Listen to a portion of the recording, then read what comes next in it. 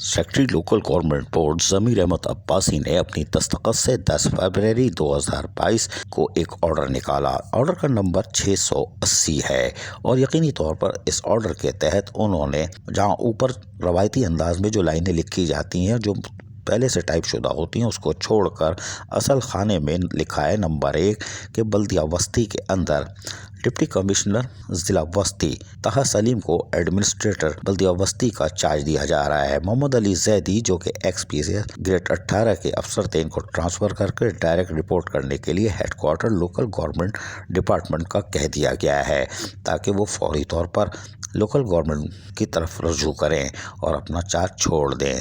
इसके लिए ज़मीर अहमद अब्बासी की दस्तखत से जारी होने वाले ऑर्डर की तकरीबन 33 कापियाँ भी अर्जेंटली तमाम लोगों को फराहम कर दी गई है, यानी महकमा जाती कि वो देख लें कि ऑर्डर हमने कर दिया है। बल्दिया वस्ती में तब्दीली आ गई, अभी मज़ीद तब्दीली आनी है और इसके साथ साथ दीगर अजला में भी म्युनिसिपल कमिश्नर और एडमिनिस्ट्रेटर की तब्दीली यकीनी दिखाई दे रही है।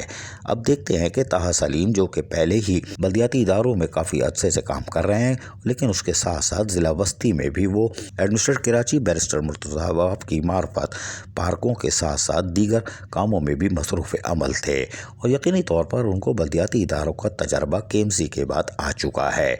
और अब देखते हैं कि वो किस तरह बल्दिया वस्ती में कदम जमाते हैं, लेकिन उसके लिए उनको अपने वसाइल बढ़ाने के साथ साथ रिकवरी में लीकेजेस को ख़त्म करना होगा। तो अगर वो ये कर सकते होंगे तो उसके बाद वो खुशहाल हो सकते हैं, यानी वो खुशहाल नहीं हो सकते उनके अफसरान व मुलाजमीन असातिज़ा कराम। और यकीनी तौर पर अगर रिकवरी के हदाफ ज़्यादा होंगे तो वो बढ़ी हुई तनख्वाहें भी दे सकते हैं और कम से कम टाइम स्केल भी असातिज़ा को मिलने की उम्मीद है। लेकिन अगर हुकूमती सतह पर सपोर्ट किया जाए तो ताहा सलीम कामयाबी की मंजिल तय कर सकते हैं कम से कम वक्त में ज़्यादा से ज़्यादा। अज़ीज़ आरिफ, KBS बल्दियाती न्यूज़ कराची।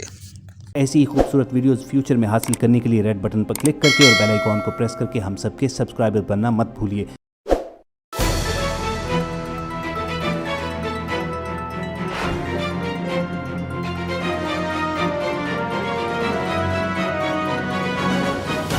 KBS बल्दियाती न्यूज़।